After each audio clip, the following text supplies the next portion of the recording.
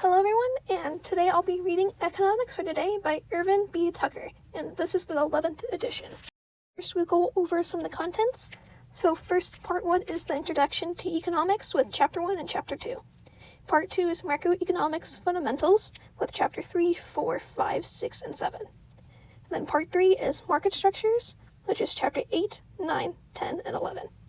Then Part 4 is Microeconomics Policy Issues, Chapter 12, 13, and 14. Then is Part 5, Macroeconomics Fundamentals, Chapter 15, 16, and 17. And then Part 6, which is Macroeconomics Theory and Policy, with Chapter 18, 19, 20, 21, 22, and 23. Part 7 is Money, Banking, and Monetary Policy, with Chapter 24, 25, 26, and 27. Then Part 8 is the International Economy with Chapter 8, 28, 29, and 30. Next is the preface. I won't read all this to you, but if you want to, in your own book, you can look at it. Start Chapter 1. Introducing the Economic Way of Thinking. Chapter Objectives. 1. Describe economics as a field of study. 2. Describe the fundamental economic questions that arise from scarcity. 3. Discuss the steps and common pitfalls in the economic building process. 4. Describe common sources of disagreement among economists. Have you ever wondered why colleges and universities charge students different tuition rates for the same education, or why some countries grow rich while others remain poor and less developed? In this text, you will learn what it means to think economically, and you will come to see how the economic way of thinking is a powerful tool that can be used to explain a broad array of issues, from small choices we make in our daily lives to larger issues we face by countries worldwide. So let's get started and begin exploring the economic way of thinking. 1-1. Economics, the study of scarcity and choice. Economics is sometimes referred to as the science of choice. We all make choices every day. Should you get up early to study for a test or sleep in? Should you stop at a fast food restaurant on the way home or wait to cook dinner when you get home? The need to make choices is unavoidable. Robert Frost described this in his poem, The Road Less Traveled, and the Rolling Stones saying, "You can't always get what you want." Let's look a bit more closely at why we must take choices and how the economic way of thinking helps us in the choices that we make. 1A. The problem of scarcity. At the heart of the economic way of thinking is the fact that we all live in a world of scarcity. Scarcity is the condition in which human wants are forever greater than the available supply of time, goods, and resources. Because of scarcity, we are unable to have as much as we would like. Pause for a moment to consider some of our own unsatisfied wants. Perhaps you would like a new winter coat, a car, clean air, better healthcare, shelter for the homeless, more leisure time, and so on. Unfortunately, there is not enough time, nor are there enough resources to satisfy every want. Instead, there are always limits on the economy's ability to satisfy these unlimited wants, and as a result, choices must be made. The problem of scarcity impacts individuals, governments, and societies throughout the world. You may think the scarcity problem would disappear if you're rich, but even the rich and famous desire finer homes, faster planes, and more yachts. What is true for individuals also applies to society. The federal government never has enough money to spend for education, highways, police, and natural events, social security, and all the other programs it wants to fund. Finally, scarcity is the fact of life throughout the world.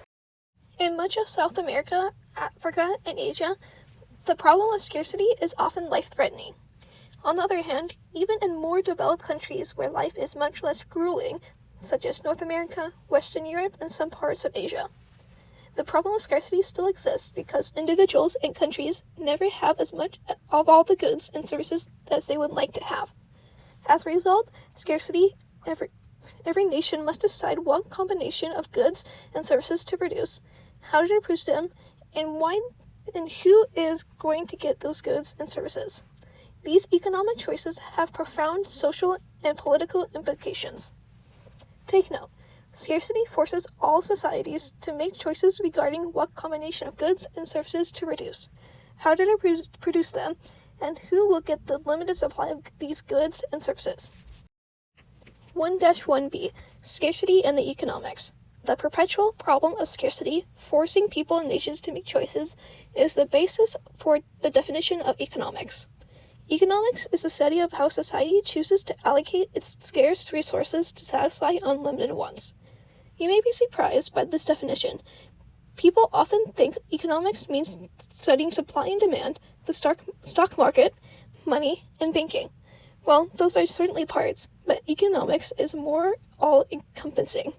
It is the study of the choices we make because we are faced with scarcity, because we're unable to have as much as we would like. Society makes two broad levels of choices, economic-wide or macro choices, and individual or micro choices. The prefixes macro and micro come from the Greek words meaning large and small, respectively. Reflecting the macro and micro perspectives, economics consists of two main branches, macroeconomics and microeconomics. The old saying, "look at the forest rather than the trees," describes macroeconomics, which is the branch of economics that studies decision-making for the economy as a whole. This big picture view is concerned with what causes the broader economy to sometimes expand and grow and provide more jobs, while at other times it experiences a recession and higher rates of unemployment. In our discussions of the macroeconomy, we often focus on this business cycle and what government can do to try to smooth out these fluctuations to promote full employment and economic growth, and to minimize inflation. Examining individual trees, leaves, and pieces of bark rather than surveying the forest illustrates microeconomics. Microeconomics is the branch of economics that studies decision-making by a single individual, household, firm, industry, or level of government. It implies a microscope to study specific parts of an economy, as one would examine cells in the body. Microeconomics typically focuses on specific market or industry, or even a specific firm within an industry. We have described macroeconomics and microeconomics as separate branches, but they are related. Because the overall economy is the sum, or aggregation, of its parts, micro changes affect the macro economy, and macro changes produce micro changes. Take note. Economics is the study of how society chooses to allocate its scarce resources to the production of goods and services to satisfy unlimited wants. Macroeconomics studies how decisions are made by individuals and firms, while macroeconomics is concerned with broader issues that impact the economy as a whole. 1-2. 3 fundamental economic questions. Because of the problem of scarcity, whether rich or poor, every nation must answer the same 3 fundamental economic questions. 1. What products will be produced? 2. How will they be produced? And 3. For whom will they be produced? Let's take a closer look at each of these fundamental questions. 1-2a. What to produce? The what question requires that economy decide the mix and quantity of goods and services it will produce. Should society devote more of its limited resources to producing healthcare and less military goods? Should society produce more electric cars and fewer SUVs? The problem with scarcity restricts our ability to produce everything we want during a given period. So the choice to produce more of one good requires producing less of another good. The answer to the what question is determined differently across economic systems, with some relying more heavily on the decisions of self-interest individual buyers and sellers, operating through markets, and others relying on government decision-making to determine what get produced. 1-2b. How to produce. After deciding what products to make, the second question for society to decide how to mix existing technology and resources to produce these goods. Because of the economic problem of scarcity, no society has enough resources to produce all the goods and services necessary to satisfy all human wants. Resources are the basic categories of inputs used to produce goods and services. Resources are also called factors of production, or inputs. Economists divide resources into three categories: land, labor, and capital. Land is a shorthand expression for any natural resource provided by nature that is used to produce a good or service. Land includes these resources or raw materials that are gifts of nature available for use in the production process. Farming, building factories, and constructing oil refineries would be possible without land. Land includes anything natural above or below the ground, such as forests, gold, diamonds, oil, coal, wind, and the ocean. Labor is the mental and physical capacity of workers to produce goods and services. The services of farmers, assembly line workers, lawyers, professional football players, and economists are all labor. The labor resource is measured by both the number of people available for work and by the skills or qualities of workers. One reason that nations differ in their ability to produce is that human characteristics, such as educational opportunities, experience, and health of the workers, differ among nations. For this reason, education and training, which improve the ability of workers to perform their work, play an important role in answering the how question. Capital can be defined as human-made good used to produce other goods and services. It includes physical plants, machinery, equipment, roads, and buildings. The term capital, as it is used in the study of economics, should not be confused with the term financial capital, which, when used in everyday conversations, refers to money or stocks and bonds. However, capital can be used by economics means a factor of production, such as a factory or machinery.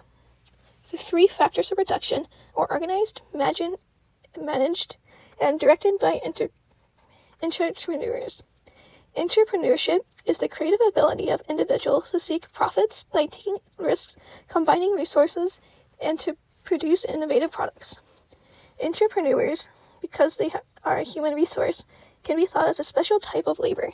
Entrepreneurs are often successful when they embrace new or existing technologies, using their know-how in creative ways. For example, consider all the amazing apps created for use with Androids and the iPhone. Another benefit of entrepreneurship is that it creates a growing economy. 1-2C. For whom to produce. After the what and how questions are resolved, the third question is for whom are the products produced.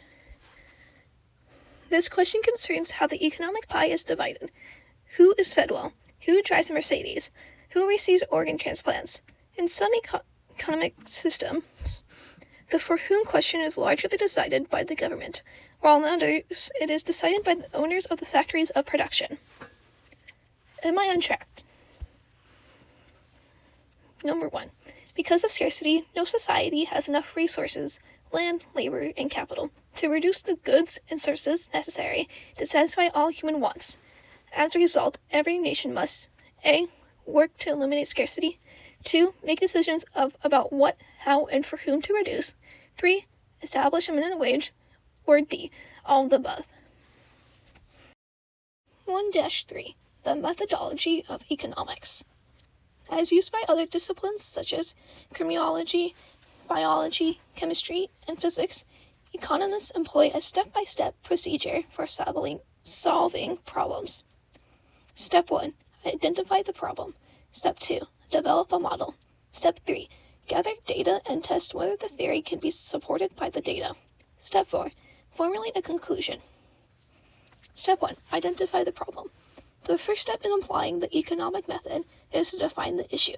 Suppose, as an example, an economic wishes to investigate the microeconomic problem of why U.S. motorists cut back on gasoline consumption in a given year from, say, 400 million gallons per day in May to 300 million gallons per day in December. So the issue we investigate is why did the consumption of gasoline decrease during this time? Step 2. Develop a model. The second step in applying the economic method is for the economist to build a model. A model is a simplified description of reality used to understand and predict the relationship between variables. A model emphasizes only those variables that are most important to explaining an event. The purpose of the model is to construct an abstraction from real-world complexities and make events understandable. Consider a model airplane that is placed in a wind tunnel to test the aerodynamics of a new design. For this purpose, the model must represent only the shapes of the wings and the fuselage, but does not need to include tiny seats, electrical wiring, or other interior design details. To be useful, a model requires simplified assumptions. In our gasoline consumption example, several variables might be related to the quantity of gasoline consumption, including the price of gasoline, consumer incomes, the fuel economy of cars, and weather conditions. Using the expertise, economists must select the variables that are related to gasoline consumption and reject the variables that only have a slight or no relationship to gasoline consumption. In a simple case, the economist removes the cloud of complexity by formulating a theory, which states that increases in the price of gasoline cause the quantity of gasoline consumed to decrease during the time period. Step 3. Gather data and test the theory. The purpose of an economic model is to forecast or predict the results of various changes in variables. An economics theory can be expressed in the form of, if X, then Y. All things must be held consistent. An economic model is useful only if it yields accurate predictions. In the third step, the economist gathers data to test a theory that if the price of gasoline rises, then the gasoline purchase falls. All other relevant factors are held consistent. Step 4. Formulate a conclusion. When the evidence is consistent with the theory of X causes the outcome Y, there is confidence in the theory's validity. When the evidence is inconsistent with the theory that X causes outcome Y, the researcher rejects the theory. Suppose the investigation reveals that the price of gasoline rose sharply between May and December. The data, therefore, appear to support the theory that the quality of gasoline consumed falls when its price rises. Assuming no other factor could be caused people to buy less gasoline had changed. 1-4. Hazards of the economic way of thinking. As we just saw, models help us understand and predict the impact of changes in economic variables. As such, a model is an important tool in an economist's toolkit, but it must be handled with care. The economic way of thinking seeks to avoid reasoning mistakes.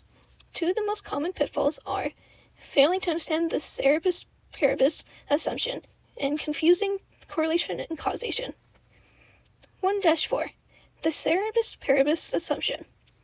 Ceteris paribus is a Latin phrase that means while certain variables change, all other things remain unchanged. In short, the ceteris paribus assumption allows us to isolate or focus attention on selected variables. In our gasoline example, a key simplifying assumption of the model is that changes in consumer incomes and certain other variables do not occur and contemplate the analysis. The ceteris paribus assumption holds everything else constant and therefore allows us to concentrate on the relationship between two key variables, changes of price of gasoline and the quantity of gasoline purchased per month. Now suppose an economist examines a model explaining the relationship between the price and quantity purchased of Coca-Cola. The theory is if the price increases, then the quantity of Coca-Cola purchased decreases. Ceteris paribus. Now assume you observe that the price of Coca-Cola rises in one summer and people actually bought more, not less. Based on this real-world observation, you might declare that the theory is incorrect. Think again. Perhaps the reason the model appeared flawed is because of another factor. For example, a sharp rise in the temperature caused people to buy more Coca-Cola in spite of its higher price. However, if the temperature and other factors were held constant, and the ceteris paribus assumption is satisfied, we would find that the price of Coca-Cola rises. People will indeed buy less Coca-Cola, as the model predicts. Take note, it is important to make sure that the ceteris paribus assumption that all things remain unchanged is satisfied if we wish to correctly conclude there is a relationship between two variables. 1-4b, correlation versus causation. Another common error is confusing correlation or association and causation between variables. Stated differently, when you read more into a relationship between variables than there actually are. A model is valid only when the cause and effect relationship is stable or dependent over time, rather than just being an association that occurs by chance and eventually disappears. Suppose J baked cookies during 3 different months and stock prices rose during each of those months. J's cookie baking is correlated with the increase of stock prices, but this does not mean that the baking caused the event. Even though there is a statistical relationship between the two variables and the number of observations, eventually the cookie baking will occur and the prices will fall or may change. The reasoning is that there's no systematic economics relationship between cookie baking and stock prices. Take note, the factor that one event follows another does not necessarily mean that the first event caused the second event. Am I on track? 2. Jay received an A in math exam he took last week while he was wearing his blue sweater. He plans to wear the same sweater to his sociology exam this week, hoping to receive an A on that exam as well. Jay's behavior is an example of A, the steps of the model building process, B, the cerebus paribus assumption, C, an error in reasoning by confusing correlation with causation, or D, macroeconomics. 1-5. Why do economists disagree?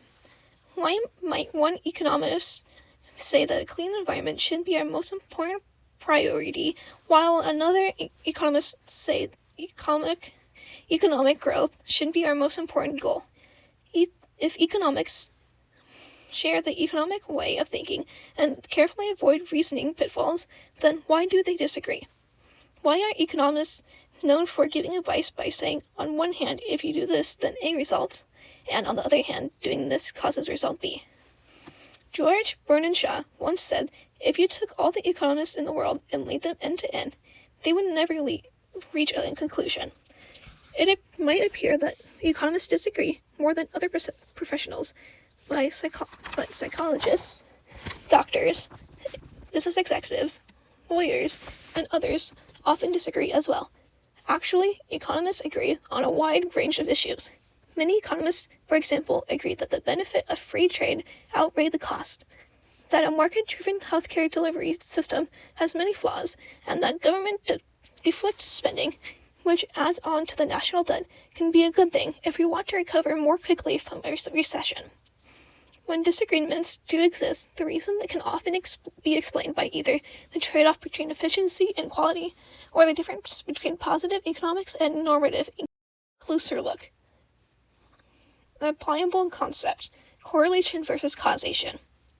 Unusual economic indicators. While we now understand that correlation does not necessarily mean causation, many economic indicators have created that show interesting and sometimes unusual correlations, which may or may not reflect causation. Here are a few. Super Bowl indicator. Our first example is the Super Bowl indicator, which shows that the Super Bowl win by a National Football Conference team predicts that in the following December, the stock market will be higher than the year before. A win by an All-American Football League team predicts a dip in the stock market. Seem unlikely?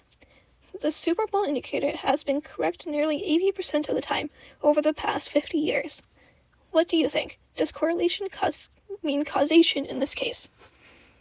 The Boston Snow Index. The Boston Snow Index is the brainchild of a vice president of a New York secretary's firm.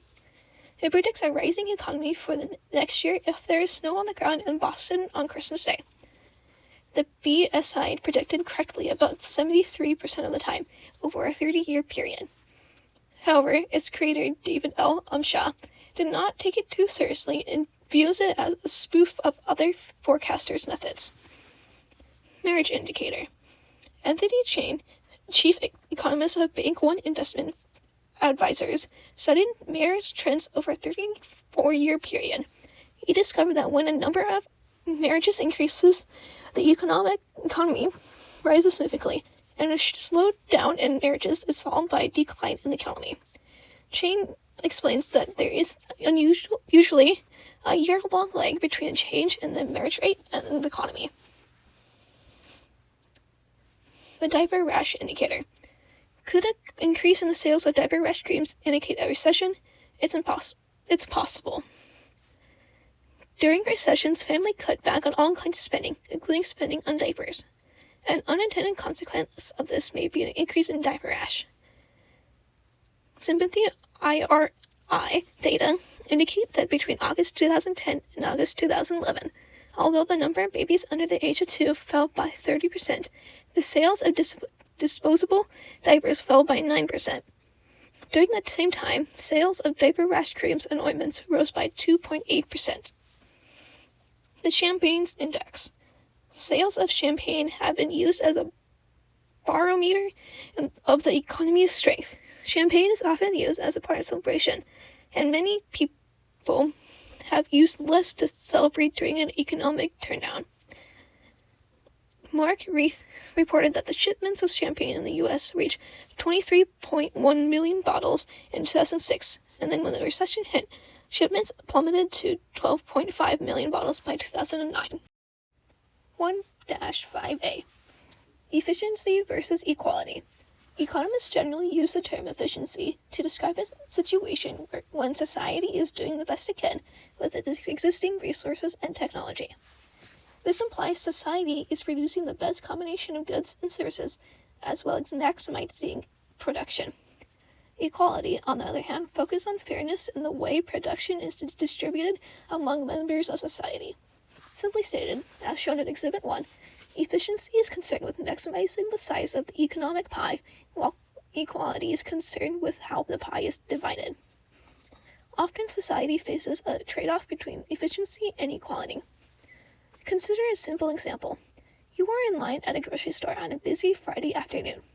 Many other customers are also in line. The store opens a new checkout lane to get more customers through the line faster, to increase efficiency. Typically, when a new line opens, it's the customer on the back of the existing lines who is most able to get to new lines, as they don't have to have their items on the conveyor belt. Here we see the trade-off between efficiency, more items we scan, and inequality, those who have been waiting the shortest amount of time moving through more quickly. Many economic policies encounter the efficiency versus equality trade-off. For example, it may be more efficient for foreign companies to produce a particular good because they have lower cost of production. This reduces the prices paid by consumers. However, this also can drive domestic firms out of business and create job loss in that industry. Many government policies face the efficiency versus equality trade-off, including those pertaining to the environment, income taxes, international trade, and much more. Economists may disagree with the importance of efficiency versus equality in any given situation because of differences in subjective value judgments concerning what they consider to be fair or just. This brings us to the importance of distinguishing positive economics from normative economics. Exhibit 1. Efficiency versus equality. Generally speaking, efficiency refers to maximizing the size of the economic pie, while quality refers to fairly distributing the pie. Government policies often face a trade-off between the two. 1-5B. Positive versus normative economics. Economists must distinguish between positive economics and normative economics when analyzing any economic problem or issue. Positive economics objectively deals with facts that can be tested and therefore address what is true or false regarding how the economy works. The minimum wage in California is $15 per hour. Is a positive statement. It may be true or it may be false, but it can be tested. Normative economics, on the other hand, subjectively deals with what ought to be, based on few judgments and can't be produced by facts to be true or false. Certain words or phrases, such as good, bad, need, and should, indicate that we have entered the realm of normative economics. All states should have a minimum $15 minimum wage. It is a normative statement. It reflects on an opinion or value judgment that can't be tested by facts. These subjective value judgments are the result of ever-present social and political influences that shape our opinions. One person may argue that the government ought to take steps to ensure fair distribution of income and health. Another may argue that healthcare is a basic human right that needs to be available to all regardless of their ability to pay. And the real art of economics is applying the knowledge gained from positive economics about what is true concerning how the economy actually works to formulating policies that best achieve our normative economic goals regarding what ought to be. Take note, positive economics deals with what is, while normative economics deals with what ought to be. The art of economics is applying the knowledge gained from positive economics to formulate policies to best achieve the goals of what ought to be in normative economics. Am I track? 3. Which of the following statements is a positive economic statement? A.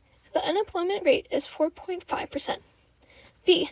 Too many people are unemployed. C. We should cut back on unemployment benefits to encourage people to go back to work. D. The government needs to be an employer of the last resort to ensure everyone has a job when they get one. A closer look. Applicable concepts. Positive and normative analysis. Does the minimum wage really help the working poor?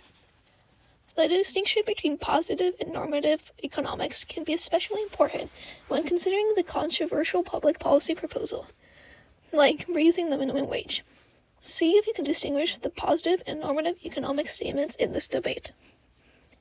Minimum wages exist in more than 100 countries. In 1938, Congress enacted the Federal Fair Labor Standards Act, commonly known as the minimum wage law. Today, a minimum wage worker who works full-time still earns a deplorably low annual income. The approach to help the working poor earn a living wage might be to raise the minimum wage. Many have recently argued that it should be raised to $15 per hour. The dilemma for Congress is the higher minimum wage for employed is enacted at the expenses of jobs for unskilled workers. Opponents forecast that the increased labor costs from large minimum wage hike would jeopardize hundreds or thousands of unskilled workers.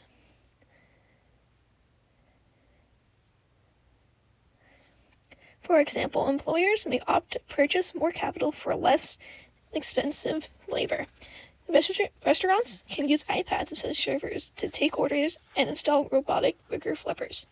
The fear of such sizable job losses forces Congress to perform a difficult balancing act to ensure that the minimum wage increase is large enough to help the working poor, but not large as to threaten their jobs.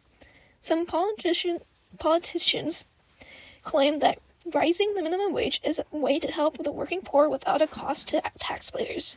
Others believe that the cost is hidden in inflation and lost employment opportunities for marginal workers such as teenagers, older adults, and underrepresented groups. One study by economists, for example, examined 60 years of data and concluded that the minimum wage increases result in reduced employment and hours of work for low-skilled workers. Another problem is raising the minimum wage to aid the working poor is that the minimum wage is a blunt weapon for redistributing wealth. Some studies show that only a small percentage of minimum wage workers are full-time workers whose family incomes fall below the poverty line. This means that most increases in the minimum wage go to workers who are not poor.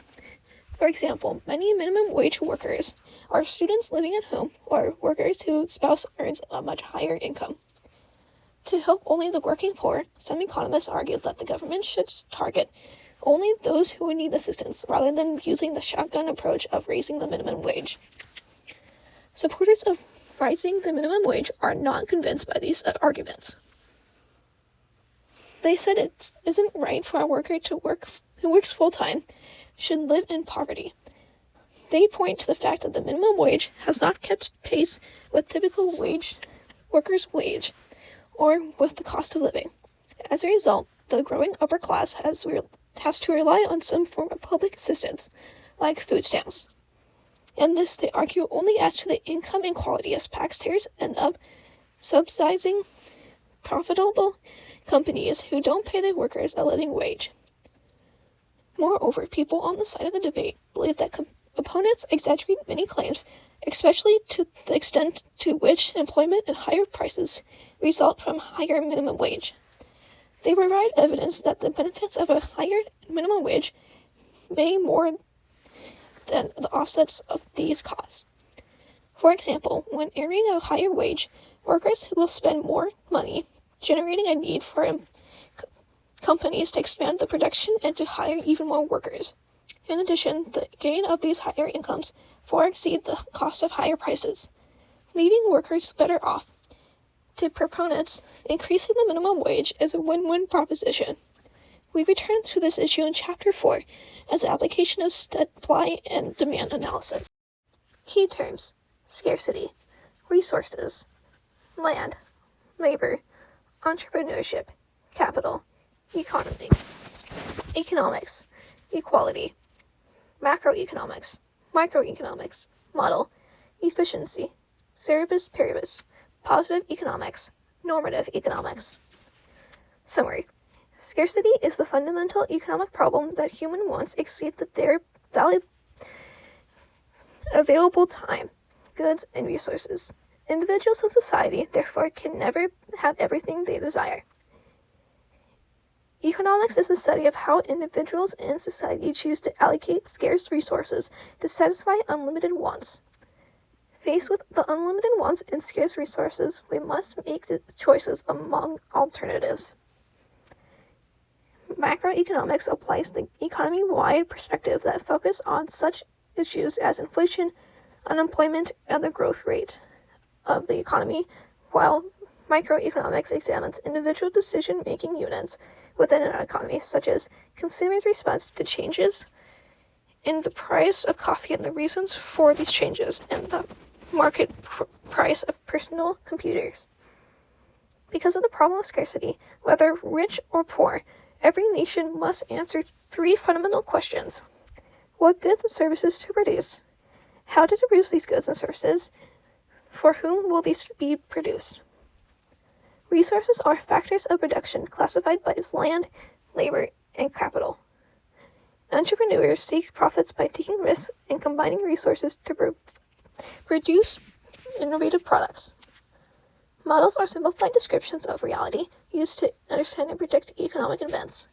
If the event is not consistent with the model is rejected. Cerebus paribus holds all other factors unchanged that might affect a particular relationship. If this assumption is violated, a model may not predict accurately. Another reasoning pitfall is to think that correlation caused causation. Society often faces a trade-off between efficiency or doing the best we can with existing resources and equality, which is concerned with distributing the limited production fairly among members of society. Positive economics deals with what is true and how the economy actually works, while normative economics deals with valuable judgments regarding what ought to be. The art of economics is understanding the knowledge gained in positive economics to develop policies that will help us realize the goals established in normative economies. Scarcity forces all societies to make choices regarding what combination of goods and services to produce, how to produce them, and who will get limited supply of these goods. Economics is the study of how society chooses to allocate its scarce resources to the production of goods and services to satisfy unlimited wants. Microeconomics studies of how decisions are made by individuals and firms, while macroeconomics is concerned with broader issues that impact the economy as a whole. It's important to make sure that the cerebus paribus assumption that all other things remain unchanged it is satisfied if we want to correctly conclude that there is a relationship between the 2 variables. The fact that one event spells another does not necessarily mean that the first event caused the second event. Positive economics deals with what it is, versus normative economics deals with what ought to be. The art of economics is applying the knowledge gained from positive economics to formulate policies to best achieve the goals of what ought to be in normative economics. Study questions and problems. Please see Appendix A for answers to the odd-numbered questions. Your structure has access to all the answers for the even-numbered questions. 1. Explain why both nations of high living standards and nations with low living standards face the problem of scarcity. If you won $1 million in the lottery, would you escape the scarcity problem? 2. Why do you think economics is sometimes referred to the science of choice? 3. Explain the difference between macroeconomics and microeconomics. Give the examples of areas of concern to each branch of economics. 4. Which of the following are microeconomic issues? Which are macroeconomic issues? A. How will the increase of the price of the Coca-Cola affect the quality of Coca-Cola sold? B. What will cause the nation's inflation rate to fall? C. How does quota on textile imports affect the textile industry? D. Does the federal budget reduce the rate of unemployment in the economy? 5. What are two other terms that might be used interchangeably with the term resources? 6. Why isn't money considered capital in economics? 7. Explain why it's important for an economic model to be abstraction from the real world. 8. Explain the importance of the ceteris paribus assumption for the economic model. 9. Suppose Congress cuts spending for the military, and then the unemployment rises in the U.S. defense industry. Is there causation of the situation, or are we observing a correlation between events? 10. Use the analogy of pi to explain the terms of efficiency and equality. 11. Suppose universities that don't belong to big-time athletic conferences have higher graduation rates than non-members. Does this mean Nebraska State should be a big-time athletic conference? Am I in track answers? 1. B. 2C. 3A. Sample quiz. See Appendix B for questions to the sample quiz questions. 1. Which of the following illustrates the concept of scarcity? A. More clean areas wanted for available in large polluted Mediterranean areas such as Mexico City. B. There's usually more than one use of your free time in the evening. C. There are many competing uses for the annual budget of your city, county, or state. D. All of the above are correct. 2. Which of the following correctly identifies the factors of reduction? A. Outputs generated by the production process transforming land, labor, and capital into goods and services. B. Resources rejected to the land, such as natural resources that are unimproved by human economic activity.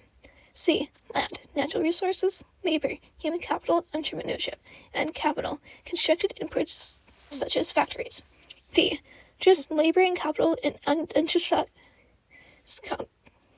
countries, where natural resources are no longer used to produce goods and services. C. 3. Which of the following best describes the three fundamental economic questions? A. What to produce, when to produce, and where to produce. B. What to produce, what place to produce, and how to produce. C. What to produce, when to produce, and for whom to produce. D. What to produce, how to produce, and for whom to produce. 4. Which of the following is the best definition of economics? Economics is the study of how to manage corporations to generate the greatest return in shareholder investment. B. Economics is the study of how to manage city and county government to generate the greatest good to its citizens. C. Economics is the study of how society chooses to allocate its scarce resources. D. Economics is the study of how to track revenues and costs in business. 5. Which of the following best illustrates the application of the model building process in economics? A. On Our Society, as a Sunday morning talk show, two economists with differing political agendas argue about the best way to solve the social security problem. B. A labor economist notices that unemployment tends to be higher among teenagers more than experienced workers, develops a model, and gathers the data to test the hypothesis in the model. C. A student in economics makes up data on the lumber market and develops a model for their distribution that seems to be consistent with the data.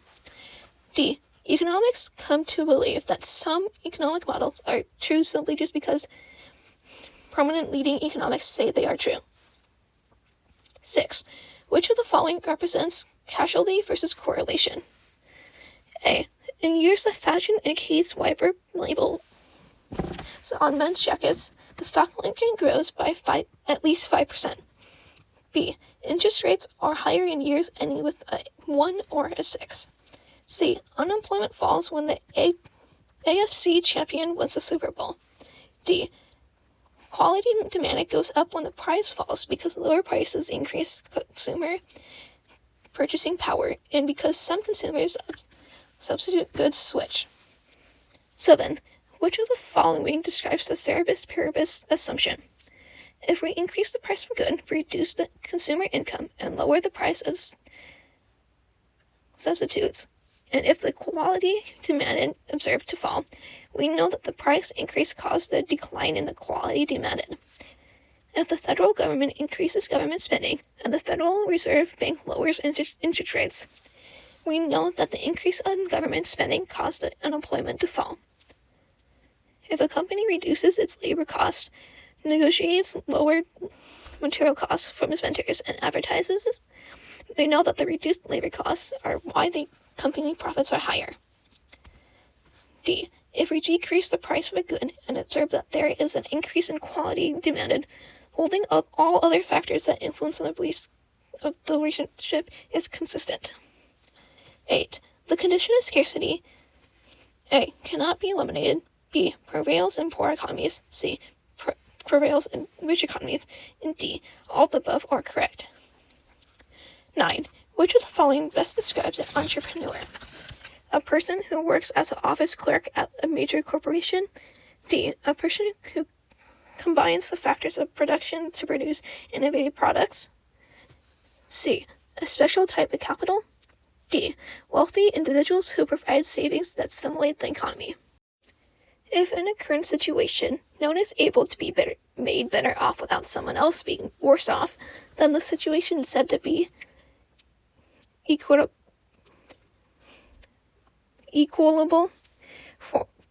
B. Normative. C.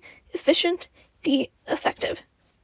11. Because of scarcity, A. It is impossible to satisfy every desire and choices must be made. B. The variable supply of time, goods, and resources is greater than the human wants. C. Every desire is fulfilled. D. There's no limits of the economy's ability to satisfy unlimited wants. 12. Which of the following represents positive economics? A. Policy X is fair. B. Outcome Y is the best objective to achieve. C. If policy X is followed, then the outcome Y results. D. All the above are positive economic analysis. 13. Which of the following is the last step in the model building process? A. Collect data and test the model. B. Develop a model based on simplified assumptions. C. Identify the problem. D. Formulate a conclusion. 14. Which of the following is not a type of economic analysis? A. Positive. D. Resources. C. Formative. D. None of the above. 15. All of the following describe positive economics except A. Describes what ought to be. B. What can be tested. C. Describes what is. D. Uses facts. 16. Which of the following would eliminate scarcity as an economic problem? A. Moderation of people's competitive instincts. D. Discovery of new, significantly large energy resource. C. Reassumption of steady productive growth. D. None of the above is correct. 17. Which resource is not an example of capital? A. Equipment. B. Machinery. C. Physical plants. D. Stocks and bonds. 18. Which of the following is the second step in the model building process? A. Collect data and test the model. B. Develop a model based on simplified assumptions. C. Identify the problem. D. Include all possible variables that affect the model. 19. Which of the following is a type of economic analysis? A. Positive. B. Resources. C. Association. D. None of the above is correct. 20. Economic policies often face a trade-off between efficiency or maximizing the size of economic pie and equality, which describes A. The ingredients used to make a pie. B. How the pie is sliced. C. Who owns the pie. D. All of the above. Appendix to Chapter 1. Applying graphs to economics. Economics are famous for the use of graphs. The reason is a picture worth 1,000 words. Graphs are used throughout this text to represent economic models. By drawing a line, you can use a two-dimensional illustration to analyze the effects of a change in one variable on another. You can describe the same information using model forms, such as verbal statements, tables, or equations. But a graph is the simplest way to represent and understand the relationship between economic variables. Don't be worried that graphs will throw you for a loop. Relax. This appendix explains all the basic graphical language you will need. The following illustrates a simplest use of models for economic analysis. 1A-1. A direct relationship. Basic economic analysis typically concerns the relationship between two variables, both having positive values. Hence, we can define our graphs to the upper right, northeast quadrant of the coordinate number system. In Exhibit A1, notice that the scales on the horizontal axis, x-axis, and the vertical axis, y-axis, do not necessarily measure the same numerical values. The horizontal axis in Exhibit A1 measures annual income, and the vertical axis shows the amount spent per year for a personal computer, PC. The intersection of the horizontal and vertical axis is the origin and the point of which both income and expenses are 0. In Exhibit A1, each point is a coordinate that matches the dollar value of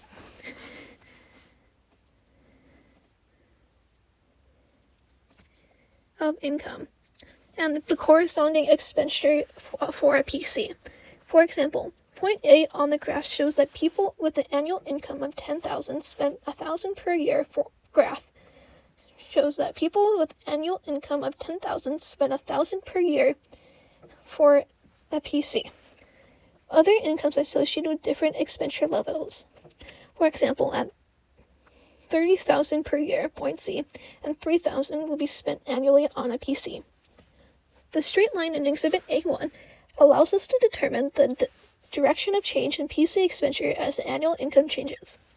This relationship is positive because PC expenditures measured along the vertical axis and annual income measured along the horizontal axis move in the same direction.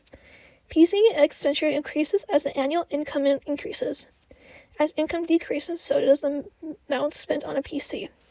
Thus, the straight line representing the relationship between income and PC expenditure is a direct relationship.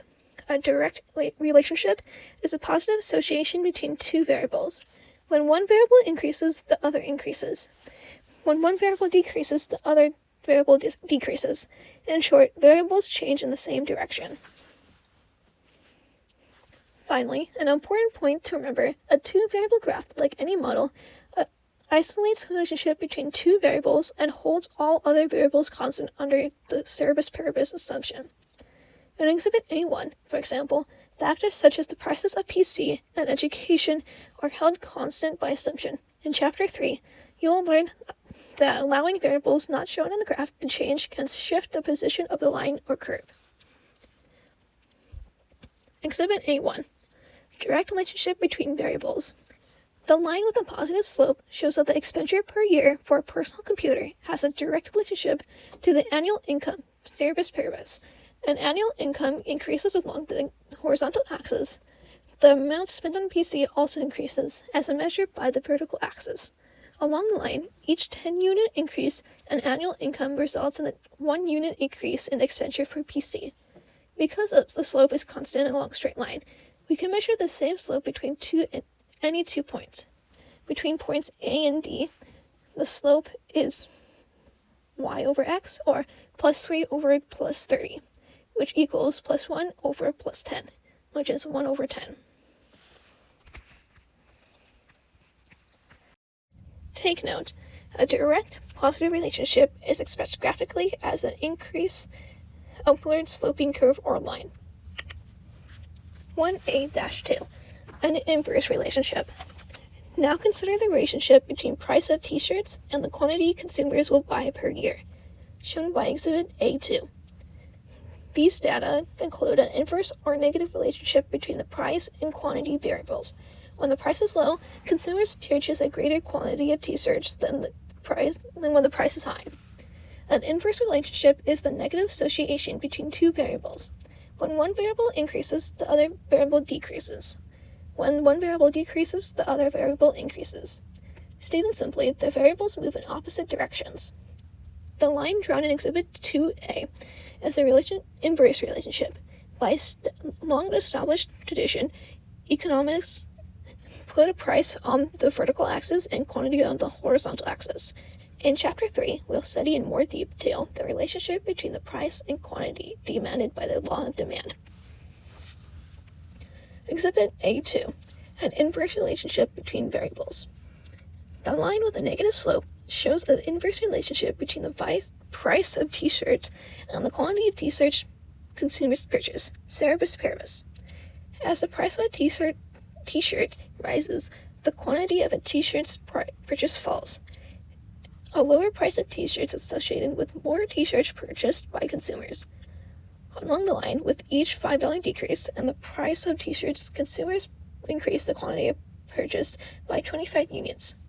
The slope is -5 over plus 25, which is also -1 over 5.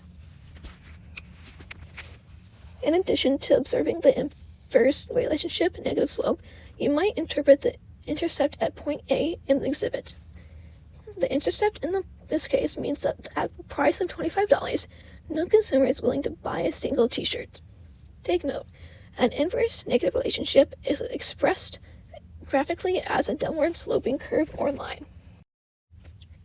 1a-3, the slope of a straight line. Plotting numbers provides a clear visual representation of the relationship between two variables, but it is also important to know how much one variable changes as another variable changes. To find out, we calculate the slope. The slope is the ratio of change in the variable on the vertical axis, the rise or fall, to the change in the variable on the horizontal axis, the run.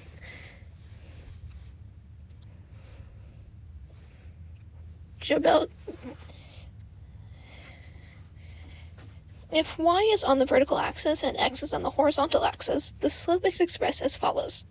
The delta symbol means change in. Slope is the rise over run, which also is change in vertical axis over the change in horizontal axis, or a delta y and delta x. Consider the slope between points B and C in Exhibit A1.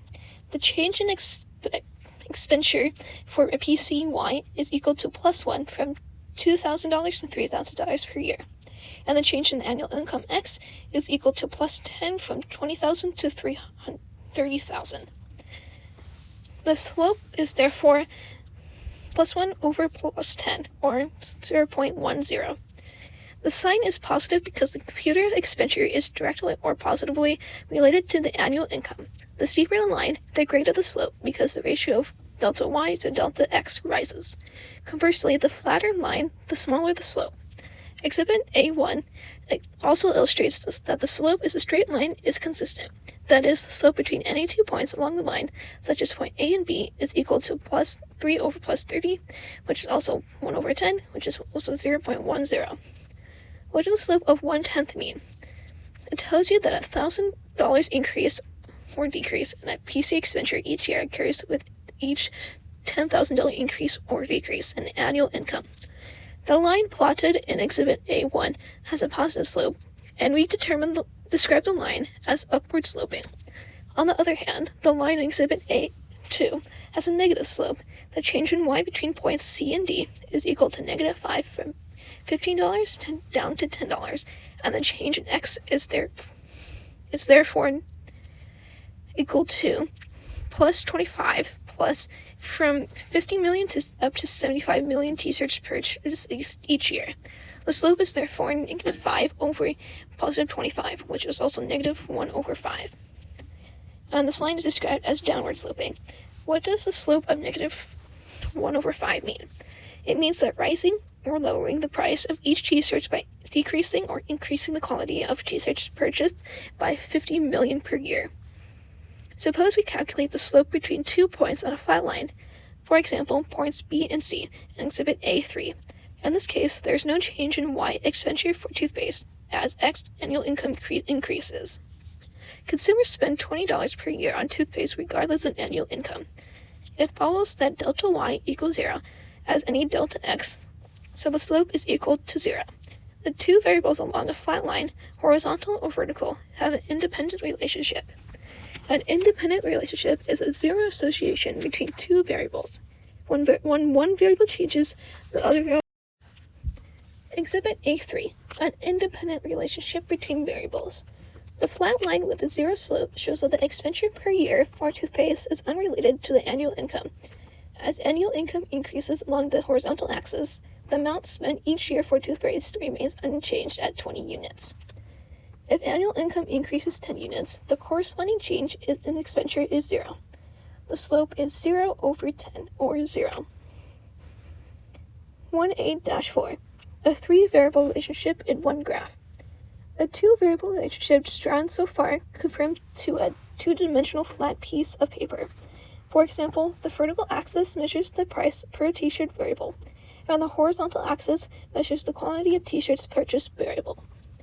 All other factors, such as consumer income, that may affect the relationship between price and quantity variables are held constant by ceteris paribus assumption, but reality is frequently not so accommodating. Often a model must take into account the impacts of changes in a third variable, consumer income, drawn on a two-dimensional piece of paper. Economists' favorite method of depicting a three-variable relationship is shown in Exhibit A4. As explained earlier, the increase in the cause and effect relationship between price and quantity t-shirts determines the downward sloping curve. A change in the price per t-shirt causes a movement towards along either of two separate curves. As the price falls, the consumer increases the quality of t-shirts demanded. The location of each curve on the graph, however, depends on the annual income of consumers. As the annual income variable increases from $30,000 to $60,000, and the consumers can afford to purchase more at a price or pay more at a quantity, the price quantity demanded curve shifts rightward. Conversely, as the annual income variable decreases and consumers have less to spend, the price quantity demand shifts leftward. This is an extremely important concept that you must understand. Throughout this text, you must distinguish between movements along and shifts in the curve. There's how to tell a difference. A change in one variable shown on either of the coordinate axes of the graph causes movement along a curve. On the other hand, a change in a variable not shown on the coordinate axis of the graph can cause a shift in the curve's position on the graph. Take note, a shift between a curve occurs only when the ceteris paribus assumption is relaxed and a third variable not shown on either axis of the graph is allowed to change. Exhibit A4. Changes in price, quantity, and income in two dimensions. Economists use a multi-curve graph to represent a three-variable relationship in a two-dimensional graph. A decrease in the price per t-shirt causes a movement downward along each curve. As the annual income of consumers rises, there's a shift rightward of the position of the demand curve. 1A-5. A helpful study tip for using graphs. To some students, studying economics is a little frightening because of how many chapters are full of graphs. Just remember that a graph is simply a visual aid that illustrates the relationship between economic variables.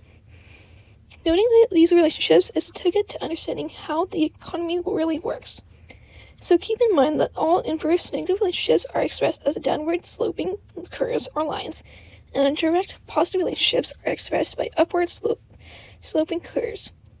This will help you to do well on tests. Key terms: direct relationship, inverse relationship, slope, independent relationship. Summary: graphs provide a means to clearly show economic relationships in two-dimensional space. Economic analysis is often concerned with two variables combined to the upper right northwest quadrant of the coordinate number system. A direct relationship occurs when two variables change in the same direction. A direct relationship is expressed graphically as an upward sloping curve or line. An inverse relationship occurs when two variables change in opposite directions. An inverse relationship is expressed graphically as a downward sloping curve or line. An independent relationship occurs when two variables are unrelated.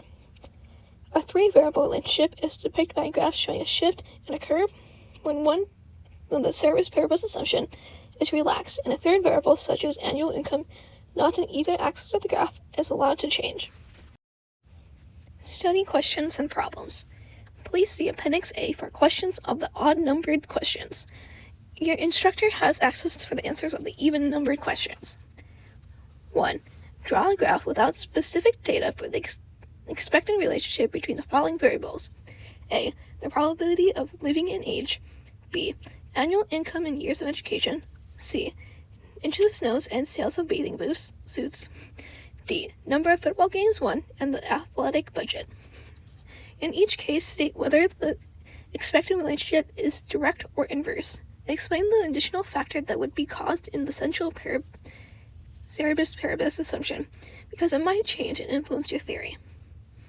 2. Assume a research firm collects survey sales data that reveals the relationship between the possible selling prices of hamburgers and the quantity of hamburgers consumers would purchase per year at alternate prices. The report states that if the price of a hamburger is $4, and then 20,000 will be bought. However, at the price of $3, there will be $40,000 hamburgers bought.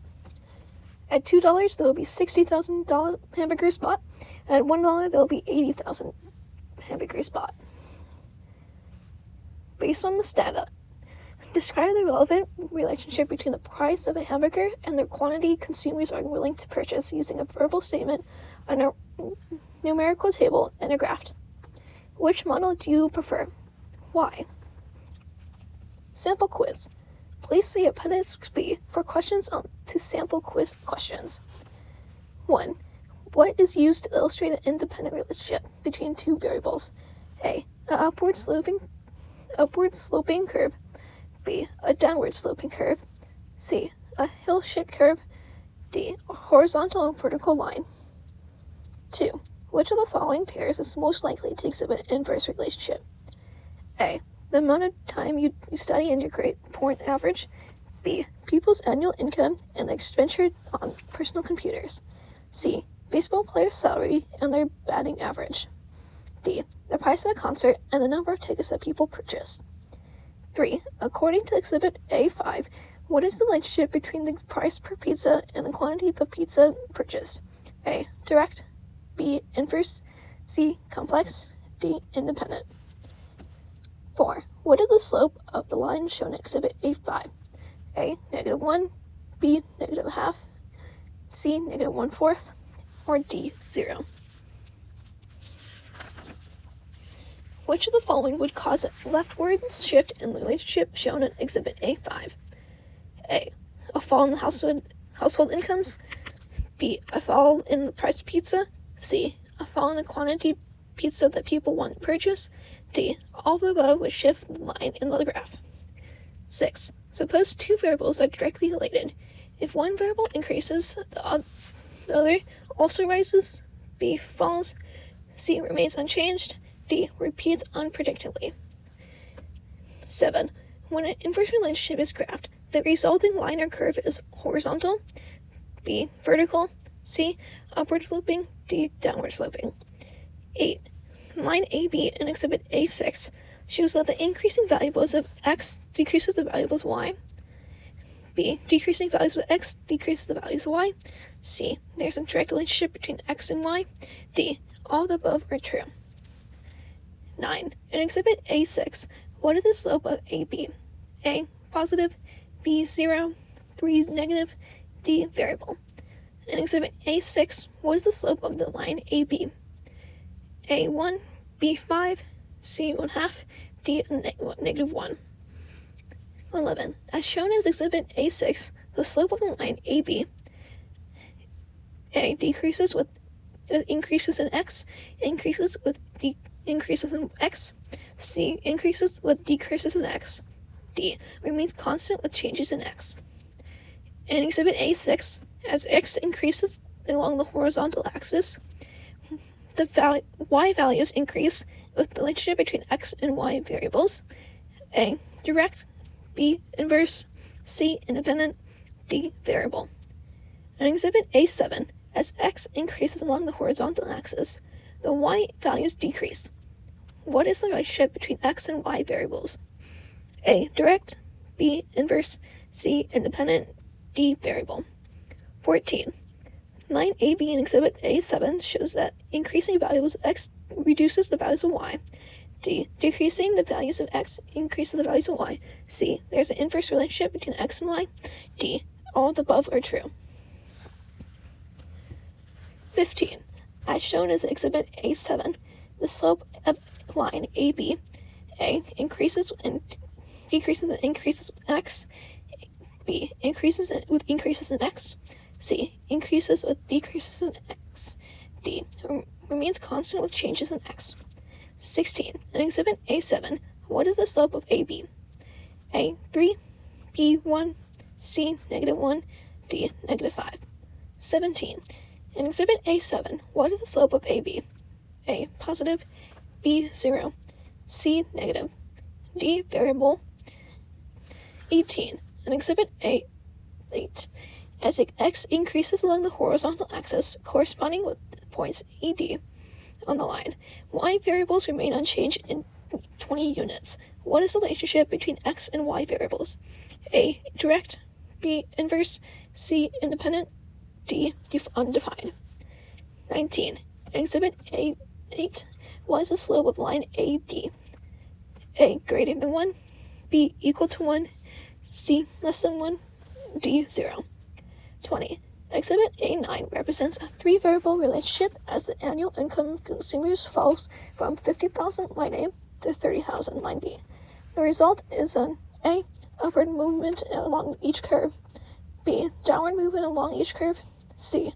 Upward shift on curve A to curve B. D. Rightward shift of curve A to curve B. And that's